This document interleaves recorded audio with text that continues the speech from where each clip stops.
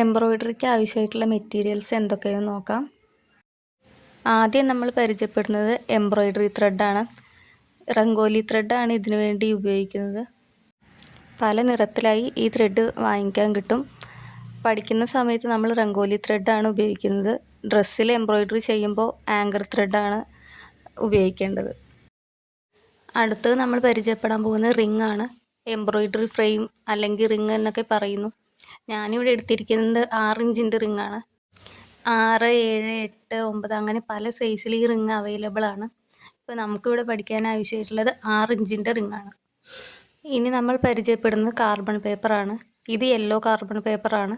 ചിത്രം മെറ്റീരിയലിലേക്ക് പകർത്തി വരയ്ക്കുന്നതിന് വേണ്ടിയിട്ടാണ് ഇത് നമ്മൾ യൂസ് ചെയ്യുന്നത്. സാധാരണയായി നമ്മൾ യൂസ് ചെയ്യാറ് യെല്ലോ കാർബൺ പേപ്പറാണ്. യെല്ലോ കളർ ഡ്രസ് മെറ്റീരിയലിൽ വരയ്ക്കുമ്പോൾ നമുക്ക് ഈ യെല്ലോ കാർബൺ യൂസ് ചെയ്യാൻ പറ്റില്ല.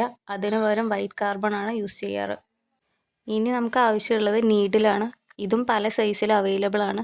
നമുക്ക് എംബ്രോയ്ഡറി ചെയ്യാൻ ആവശ്യമായിട്ടുള്ളത് കുറച്ച് വലുപ്പമുള്ള നീഡിലാണ് ആവശ്യം. ഇതുപോലെ ഒരു സെറ്റായിട്ട് നമുക്ക് മേടിക്കാൻ കിട്ടും.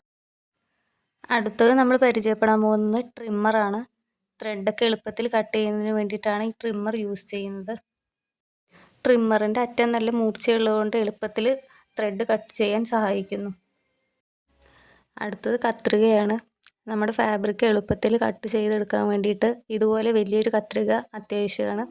ഇതുപോലെ വലിയൊരു കത്രിക ഉണ്ടെങ്കിലാണ് നമുക്ക് ഫാബ്രിക് നീറ്റായിട്ട് കട്ട് ചെയ്യാൻ പറ്റുള്ളൂ. ഇനി അടുത്തത് നമുക്ക് എംബ്രോയ്ഡറി ചെയ്ത് പഠിക്കാൻ വേണ്ടത് ഒരു കോട്ടൺ തുണിയാണ്. കോട്ടൺ ഫാബ്രിക് അല്ലെങ്കിൽ പോപ്ലിൻ അതും അല്ലെങ്കിൽ മല്ലിൻ്റെ തുണി, ഇങ്ങനെയുള്ള 3 മെറ്റീരിയൽ നമുക്ക് എളുപ്പത്തിൽ നല്ല നീറ്റായിട്ട് എംബ്രോയ്ഡറി ചെയ്ത് പഠിക്കാൻ സാധിക്കും. ഇതിവിടെ ഞാൻ എടുത്തിരിക്കുന്നത് മല്ലിൻ്റെ തുണിയാണ്.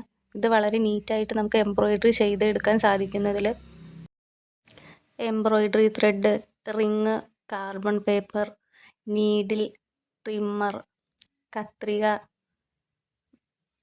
കോട്ടൺ ഫാബ്രിക് എന്നിങ്ങനെയാണ് നമുക്ക് എംബ്രോയ്ഡറി ചെയ്യാൻ അത്യാവശ്യമായിട്ടുള്ള സാധനങ്ങൾ. അപ്പോൾ ഇത് വെച്ചിട്ടാണ് നമ്മൾ എംബ്രോയ്ഡറി ചെയ്യാൻ പോകുന്നത്.